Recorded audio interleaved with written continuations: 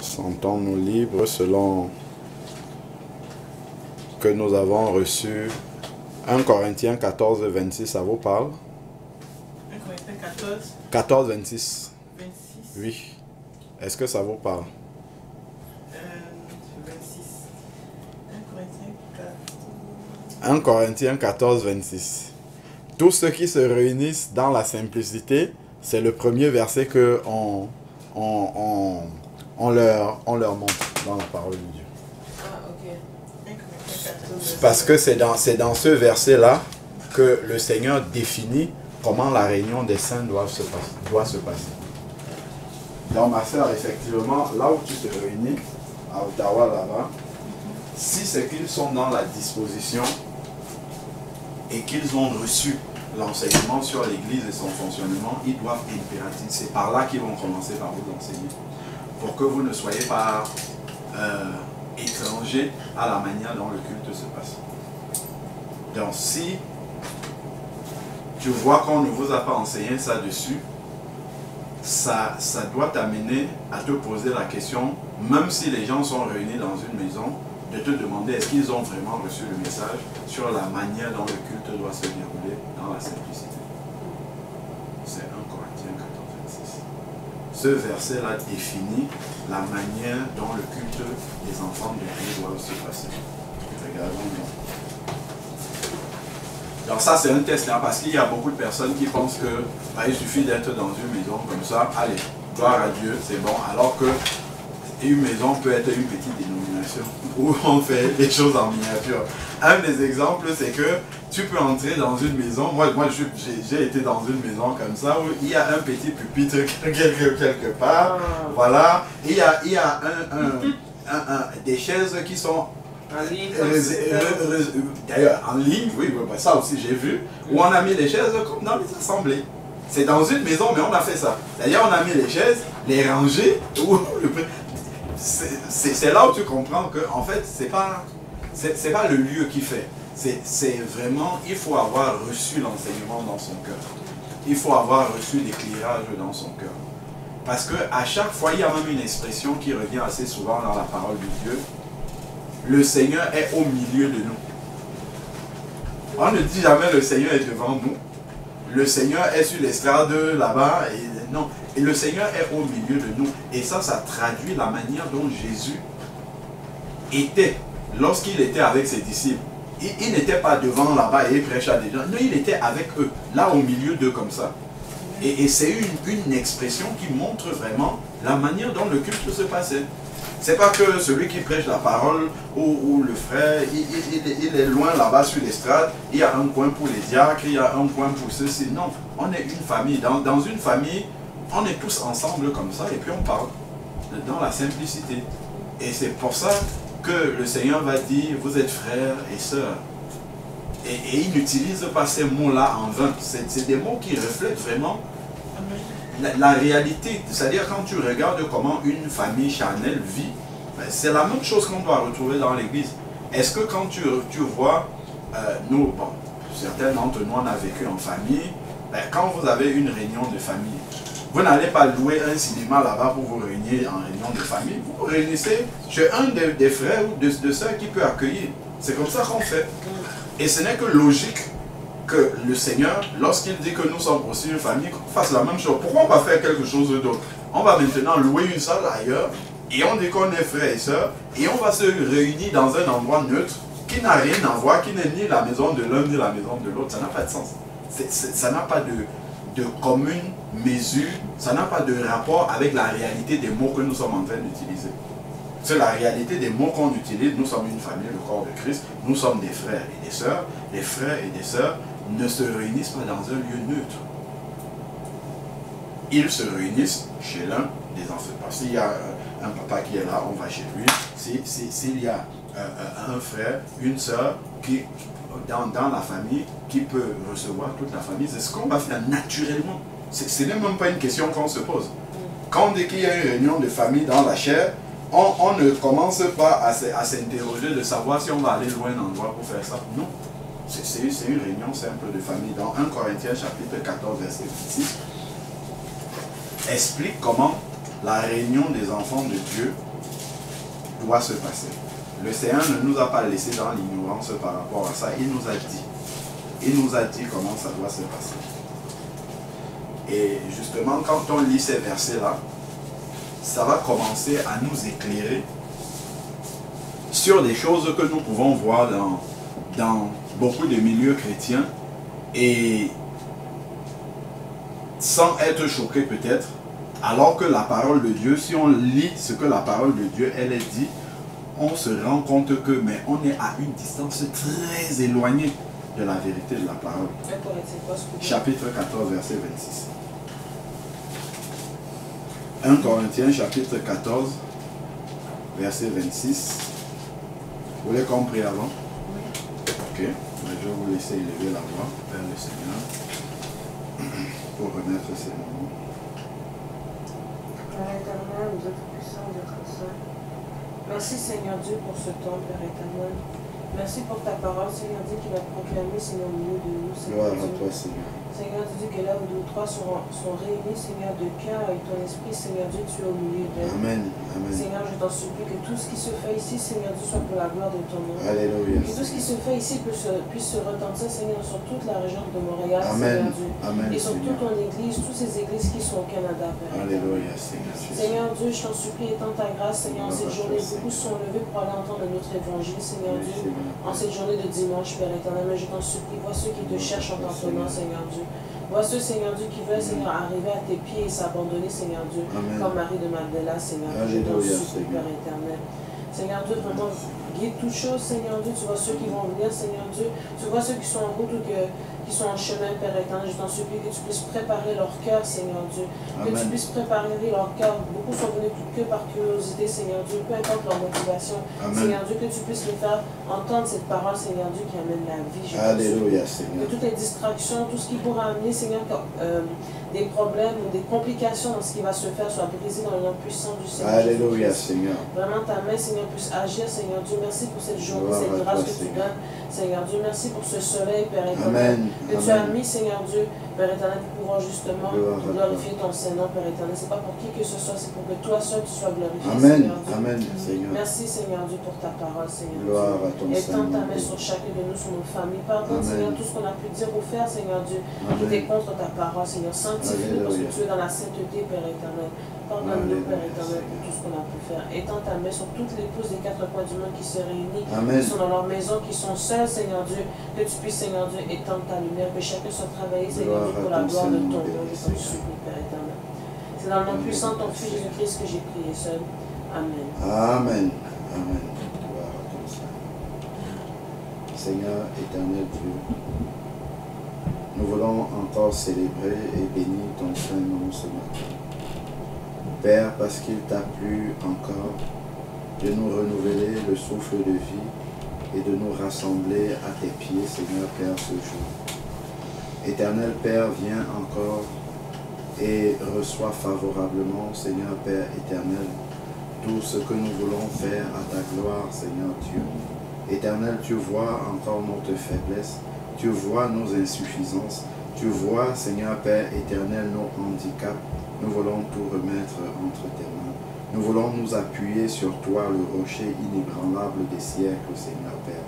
Nous voulons nous appuyer sur ta force à toi, Seigneur Père éternel, afin de pouvoir accomplir ton œuvre.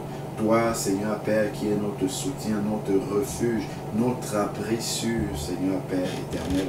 Toi qui es le bon berger, Seigneur Père, nous venons à toi, Seigneur Dieu Tout-Puissant, afin que tu puisses nous remplir encore pour que nous puissions être des vases d'honneur, des instruments de bénédiction qui portons, Seigneur Dieu éternel, la bénédiction à tous ceux et celles, Seigneur Père, à qui tu veux les apporter et que tu nous permets de côtoyer. Seigneur Dieu Tout-Puissant, viens maintenant, Seigneur Père éternel, accomplis l'œuvre que tu avais prévu, Seigneur Père, dans les cœurs de toutes les personnes qui entendront ta parole. Que ton esprit, Seigneur Père, puisse agir pour renverser les forteresses, les autels, les hauteurs qui s'élèvent contre la connaissance de Christ dans les cœurs.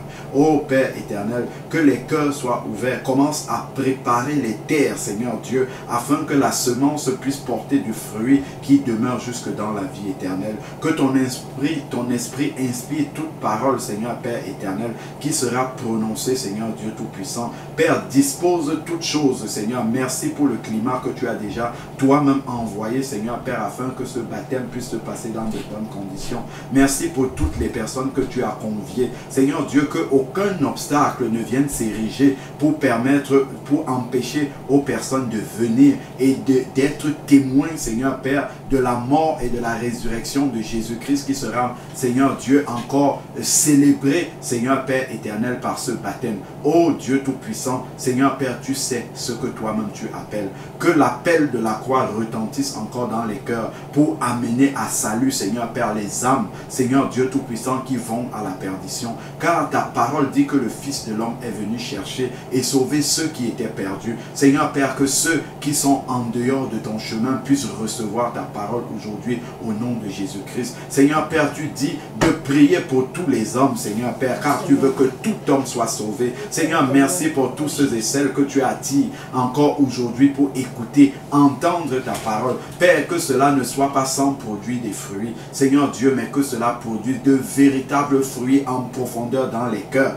Que des cœurs puissent être délivrés, Seigneur Père éternel. Que les cœurs, Seigneur Dieu Tout-Puissant, puissent être délivrés de l'incrédulité, puissent être délivrés, Seigneur Père, de toute forme de séduction dans ce monde qui empêche les êtres humains, Seigneur Père éternel, de penser à leur salut, de penser à leur avenir éternel, de penser à leur éternité, Seigneur Père éternel. Que les cœurs, Seigneur Dieu Tout-Puissant, puissent entendre, Seigneur Dieu Tout-Puissant, cet appel qui vient de la croix, Seigneur Père éternel, et que les cœurs puissent se tourner vers toi pour recevoir le salut de leur âme. Car il n'y a pas de plus précieux trésor, de plus précieux cadeau que l'on puisse donner à un homme que la vie éternelle en Jésus-Christ. Seigneur, merci encore pour tout ce que tu as prévu d'accomplir. Merci, Seigneur Père, parce que tu as rendu cela possible, que rien ne vient faire obstacle au plan que tu as prévu pour ce jour. Seigneur Dieu, donne-nous d'être sensibles à la voix de ton esprit. Donne-nous, Seigneur Dieu Tout-Puissant, d'être à ton écoute, afin que, Seigneur Père, le projet pour cette journée puisse s'accomplir tel que toi-même tu l'as préparé. Père, que ton nom soit honoré au nom de Jésus-Christ. Amen. Alléluia. Donc, on avait dit 1 Corinthiens, chapitre 14, verset 26. Donc, ça, déjà, c'est un passage qui peut permettre, si on arrive quelque part et que nous voyons que les choses ne se passent pas conformément à la volonté de Dieu, juste en montrant ce passage à ceux qui sont là, juste en montrant ce passage à ceux qui sont là, normalement pour les véritables enfants de Dieu, ça devrait leur susciter des questions pour comparer la manière dont la réunion se déroule par rapport à ce que le Seigneur veut. Quand le pied est croisé comme ça me gêne beaucoup. Je peux faire je pourrais faire un parallèle dessus, mais si on a le temps, je reviendrai dessus, je te dirai. Alors, c'est par rapport à la présence de Dieu. J'ai déjà fait, par la grâce du Seigneur, des enseignements dessus, notamment sur Exode 19, lorsque le Seigneur descendait sur le mont Sinaï pour parler au peuple. Et que la montagne, déjà le Seigneur a commencé par dire à Moïse de sanctifier le peuple pendant 3 jours pour se préparer à la présence de Dieu, alors que Dieu devait venir juste sur la montagne, il ne devait pas descendre. Quand le Seigneur a commencé à arriver, la montagne fumante a commencé à trembler. Le mont Sinaï tremblait comme ça, parce que le Seigneur était en train de descendre juste sur le mont. Les Israélites, ils étaient dans le camp, dans leur tente, ils ont commencé à trembler, ils avaient peur de sortir. Ça montre la présence de Dieu, et ce Dieu n'a pas changé. C'est le Dieu qui est présent au milieu de nous lorsque on loue et qu'on célèbre le Seigneur. lorsque les enfants de Dieu sont réunis, c'est ce Seigneur-là qui est là. Voilà pourquoi nous devons réaliser spirituellement la présence de Dieu et cette sainteté. C'est sûr que si Dieu se manifestait physiquement comme ça, on serait très sage dans sa présence. On serait dans une attitude de révérence dans sa présence. Et ce Dieu-là n'a pas changé. C'est juste qu'il y a eu le sacrifice de la croix entre-temps. C'est qui a apaisé le cœur de Dieu. Ce qui fait que Dieu, il est, comment dire, il est plus patient, il est plus, voilà. Avant, dans l'Ancien Testament, regardons simplement dans Lévitique chapitre 10, Nadab et Abihu, les fils de Aaron, quand ils ont amené le feu étranger dans la présence de Dieu, le Seigneur ne leur a pas donné un deuxième avertissement, il a frappé tout de suite. Et même leur papa Aaron, il est resté bouche bée. Moïse a dit, c'est ce que l'Éternel avait dit. Tu vois, et Aaron n'a pas discuté parce que c'était la justice de Dieu qui s'accomplissait. Donc, soyons toujours sensibles à la sainteté de Dieu manifestée par sa présence. Quand nous disons que là où Dieu ou trois sont réunis, Dieu est présent au milieu de nous, c'est la vraie présence de Dieu. Et soyons sensibles à ça et restons dans une attitude de révérence devant le Seigneur. Dans 1 Corinthiens chapitre 14 verset 26, il dit donc ici, que faire donc frères lorsque vous vous assemblez? Donc quand les enfants de Dieu se réunissent comme ça, qu'est-ce que nous devons faire? Il dit, chacun a-t-il un cantique? Donc ici, il y a la notion de chacun. Ça nous montre que le culte, ce n'est pas l'affaire du prédicateur.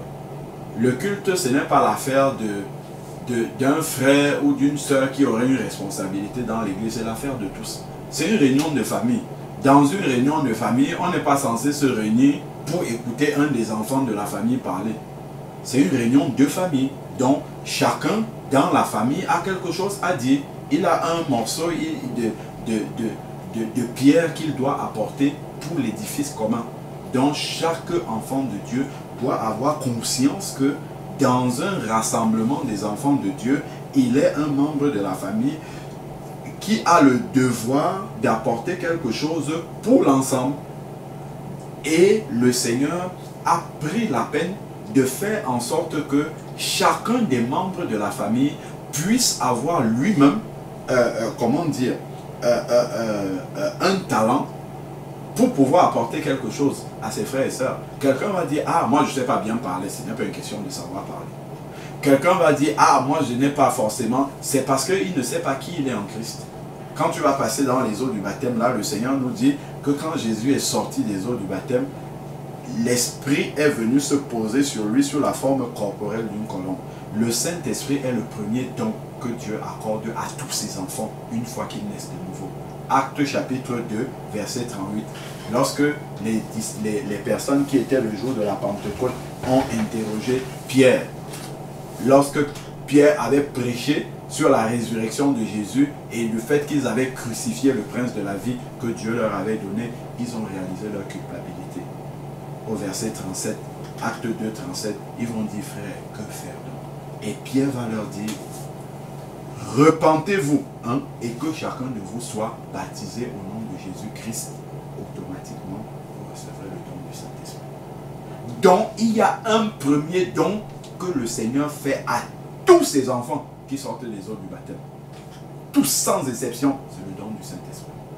Et donc, quand tu as reçu le Saint-Esprit, tu as déjà reçu le plus grand de tous les talents que Dieu peut accorder à un enfant de Dieu.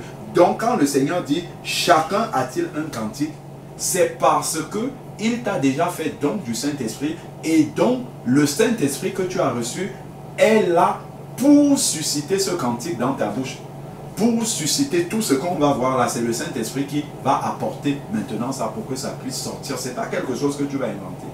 C'est quelque chose que Dieu t'a donné déjà. Et il demande juste de mettre à la disposition des autres. Donc, ce qui veut dire que lorsque je m'en vais me rassembler avec des enfants de Dieu, je ne pars pas à la réunion de famille comme quelqu'un qui part pour faire son marché, pour prendre tout ce qu'il y a à prendre et rentrer chez lui. Non! Je prends le temps de prier d'abord pour demander au Seigneur de déverser en moi ce qui est nécessaire pour mes frères et sœurs, quel que soit ce que je suis dans l'assemblée, une sœur, un frère, que je prêche la parole, que je ne prêche pas, cela n'a rien à voir. Si j'ai un témoignage personnel que c'est de quelque chose que Dieu a fait dans ma vie et que je apporte ce témoignage-là, ça peut guérir une sœur.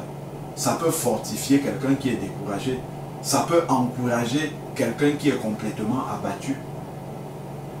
Juste mon témoignage peut donner suffisamment de foi à quelqu'un qui est là, il reçoit sa guérison. Mais si j'arrive, je me tais, je dis non, bah, ce que Dieu a fait, ce n'est pas tellement grand dans ma vie, je me tais, je n'aurai pas accompli. Ça change complètement la manière dont on se présente, dont on va au rassemblement des enfants de Dieu. Donc pour que justement j'ai quelque chose à apporter dans la famille, il faut que j'ai été dans la présence de Dieu pour recevoir ce que j'ai à apporter, ce qu'il faut, ce que Dieu veut que j'apporte. Parce qu'en réalité, je ne suis qu'un canal, je ne suis qu'un instrument entre les mains du Seigneur.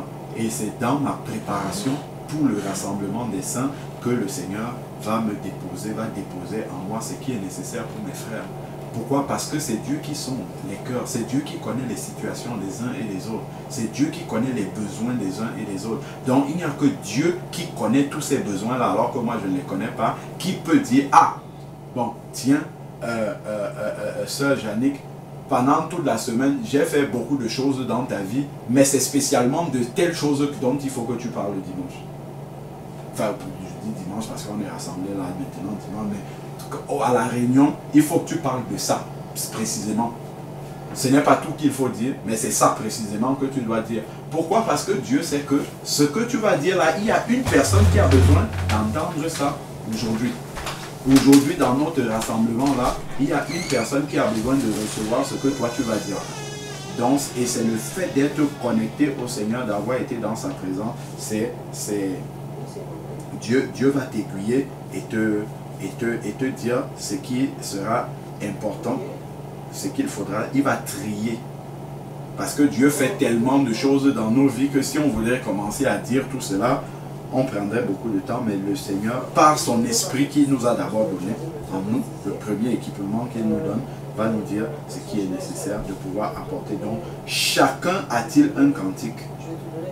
Ça montre la responsabilité de chaque enfant de Dieu par rapport à la réunion. Parfois, quelqu'un va venir comme ça, il va suivre un culte du début jusqu'à la fin et il va commencer à murmurer, il dit je n'ai rien reçu. Ok, tu n'as rien reçu, qu'est-ce que tu as apporté? Qu'est-ce que tu as apporté? Le culte n'était pas l'affaire de celui qui devait prêcher. Non, le culte c'est l'affaire de tout le monde. Donc, si on ressort vide de la présence de Dieu, nous sommes tous responsables. Nous sommes tous responsables de ça parce que la réunion des saints, en fait, c'est que chacun vient apporter dans le plateau commun ce qu'il a reçu dans sa communion intime avec le Seigneur. J'ai été dans la communion intime. Moi, j'ai reçu, je ne sais pas moi, j'ai reçu un pot de lait dans la... Je prends l'exemple pour le repas parce que la parole de Dieu, c'est un repas, c'est la nourriture spirituelle. Donc, moi, j'ai reçu le pot de lait dans la présence de Dieu. Je ramène le pot de lait, je pose. Toi, dans ta prière, dans ta communion personnelle avec Dieu, toi, tu as reçu un paquet de sucre. Tu vas venir poser le sucre. Ça fait déjà qu'on peut faire un verre de lait sucré avec du sucre. La sœur Jannick, elle a reçu du pain dans sa prière. Elle va ramener l'autre frère ou l'autre sœur. Lui, c'est de la confiture qu'il a reçu, ainsi de suite. Quand on se réunit tous, le fait que chacun ait reçu un morceau, nous posons tout ça sur la table et ça permet d'avoir le petit déjeuner complet. Si celui qui a reçu le lait arrive et se tait, donc il ne pose pas le lait sur la table, ben on aura un petit déjeuner, certes, mais sans lait. Qui est pourtant un élément important, pas indispensable, mais qui est un élément important qui constitue notre petit déjeuner.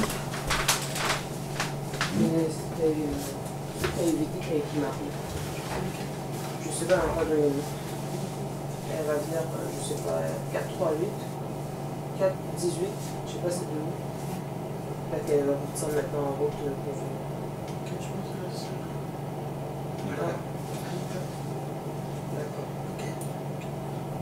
Donc, là, j'étais en train de prendre, avant que tu ne viennes m'initier, l'exemple de... Puisque la parole de Dieu est une nourriture, est la nourriture spirituelle que nous devons manger. C'est un repas que nous devons partager ensemble. Quand nous sommes dans la réunion des enfants de Dieu, il n'y a pas que la parole de Dieu, mais tout ce que Dieu dépose au milieu des saints, lorsqu'ils sont réunis, c'est un repas. La parole de Dieu en fait partie. Donc, imaginons, moi je vais dans la présence de Dieu, dans mon intimité avec le Seigneur me donne quelque chose. Il me fait don de quelque chose que je dois partager avec l'Église. Ça c'est l'équivalent par exemple du pot de lait. Elle, dans sa communion intime, le Seigneur lui donne un pot de sucre.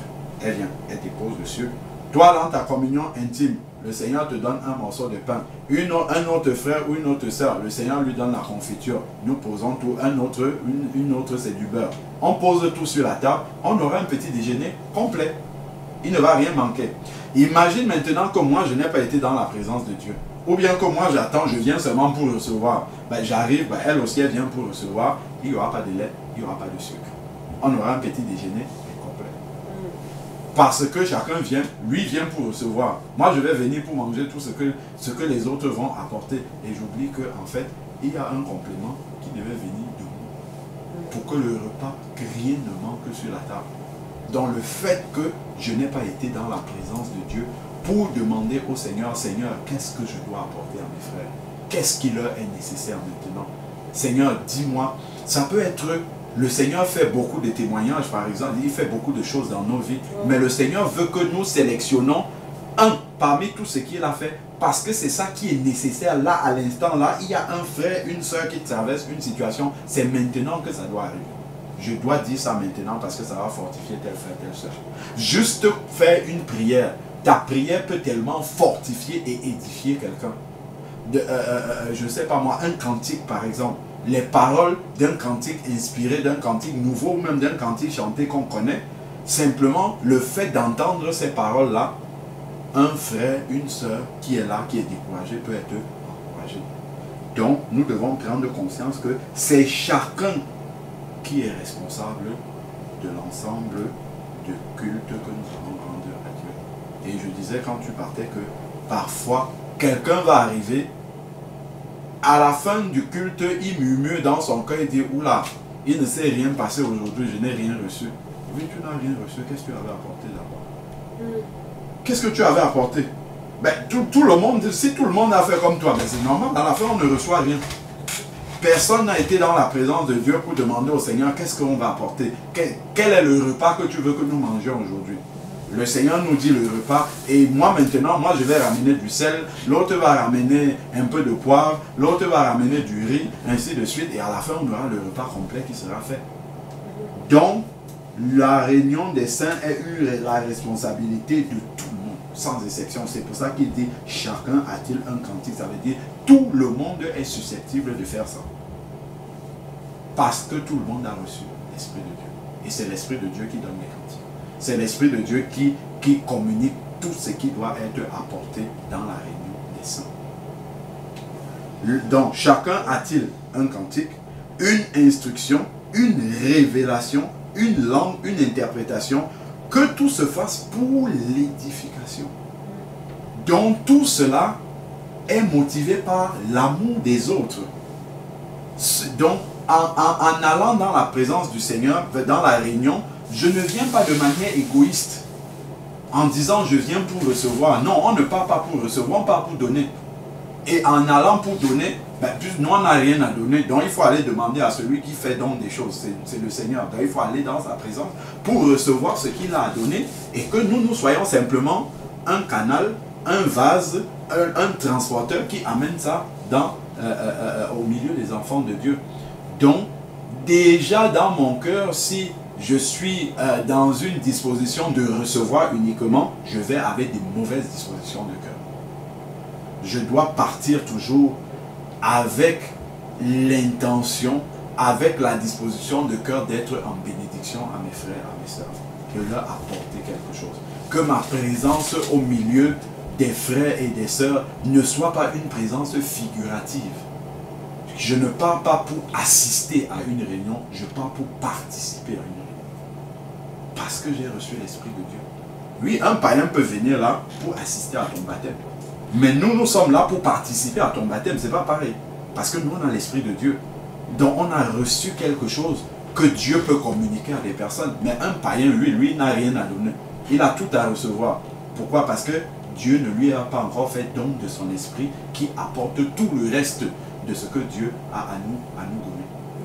Voilà. Donc, le plus important, c'est le don du Saint-Esprit.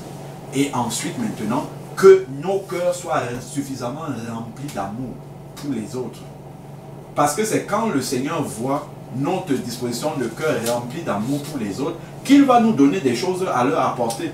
Si, par exemple, quelqu'un a le cœur serré, il n'a pas l'habitude de partager, il n'a pas l'habitude de donner aux autres, pourquoi le Seigneur va comment dire, le remplir de choses à apporter aux autres, sachant qu'il ne va pas leur donner ça? Le Seigneur va le laisser pour aller donner à celui qui va faire la commission.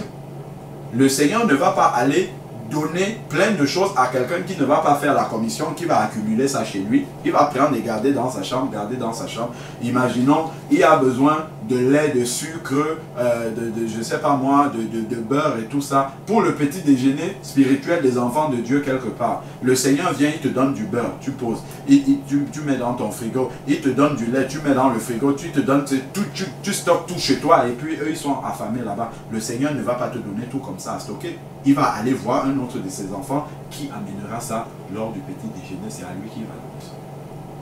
Donc, si on est dans cette disposition de cœur d'amour pour les autres, en disant, Seigneur, voilà, regarde les problèmes. Il y a des difficultés dans l'assemblée, il y a tel frère, telle soeur qui est malade. Seigneur, dépose une parole d'encouragement en moi. Dépose vraiment une parole d'encouragement, de fortification, fait monter un témoignage, un cantique qui va toucher mon frère, qui va l'encourager, qui va l'amener à être fortifié dans l'épreuve qu'il traverse. Le Seigneur va le faire.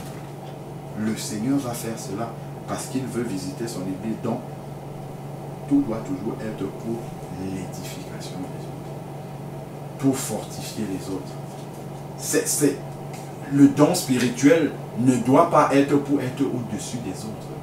Le don spirituel ne doit pas être pour se montrer meilleur que les autres. Ça doit être par amour pour les autres. Ça doit être pour aider les autres.